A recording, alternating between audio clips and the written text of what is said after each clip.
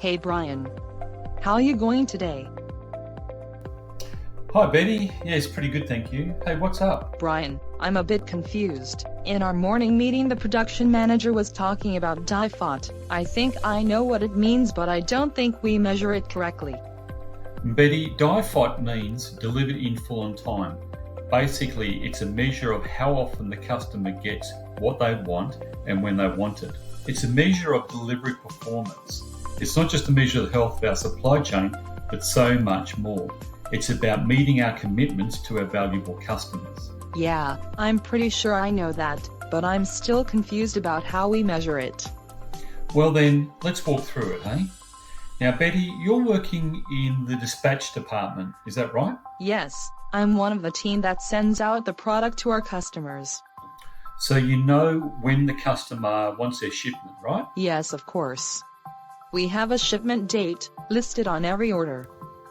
Do you meet these dates? Well, sometimes we can't meet the date and we have to ring or email the customer to change the shipment date.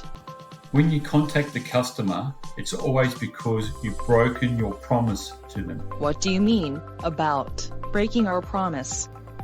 Well, Betty, supply chains are always built around agreements between supplier and customer. I'd like to think of them as promises. It's the same as an agreement you have with your landlord about paying your rent. Yeah, the landlord and I have a written agreement that I pay my rent on time every Saturday. I even budget weekly to pay my bills, particularly my rent. It's very important to me. So what happens if you can't pay your rent? Say, for example, you have a lot of bills that week and you run out of money and you can't get to pay your rent. So what happens? I ring up the agent and apologize and hope they can give me a little more time. I normally only need a few more days, like a small extension. So how does it make you feel when you ring up and ask for an extension? I feel extremely bad since I've let them down. It's something I hate doing, so I would rather do without something else than miss paying my rent. Do you think they can do without your rent? Or do you think the landlord really needs you to meet your commitments? I think he's more well off than me, but if he didn't need the rent, he would let me live in my house for free.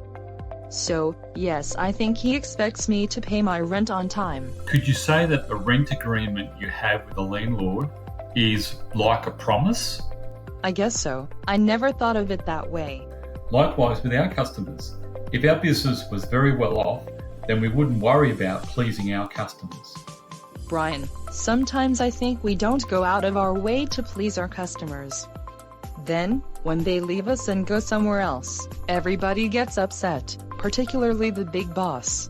DIFOT is a measure of how we honour our agreement with our customers. If we strongly respect that agreement, then it's really like a promise. So, if we don't adhere to the agreement, we effectively are breaking our promise. I never thought of it like that. I don't think we honor these agreements. It's too easy to miss our shipments.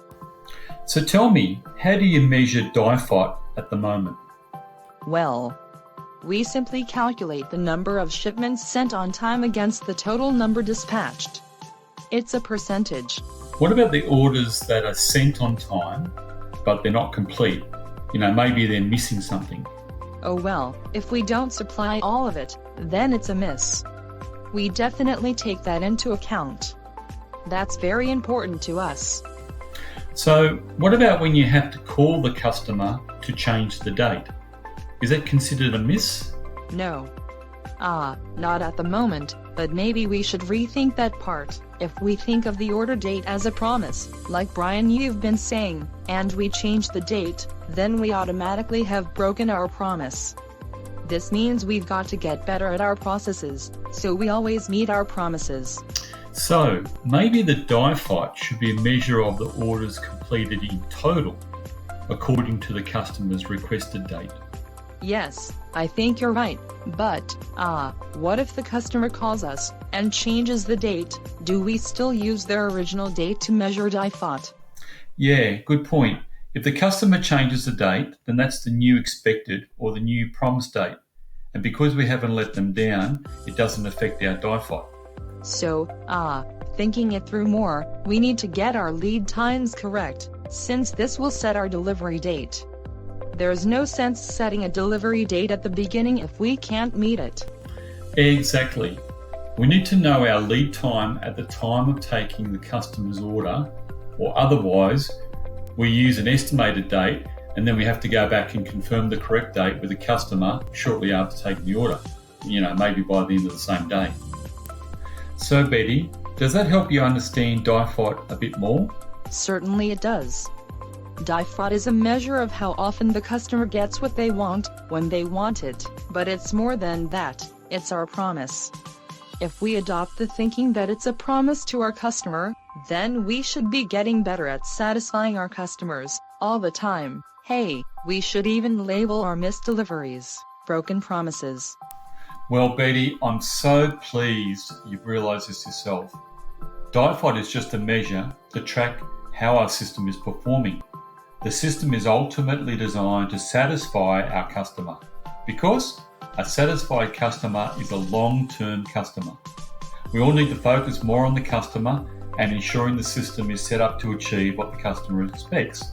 Now, if the system is not performing, then let's find a way to fix it and make it better. Brian, it's been great chatting with you today. I'm going to talk to my dispatch manager about changing the way we think about DIFOT. We need to think of it more like a promise. You've been a great help today, thanks so very much for your time. You're welcome. Just let me know if you need help getting others to think differently about DIFOT. We'll see you later, Betty. You have a good day. See you later, Brian.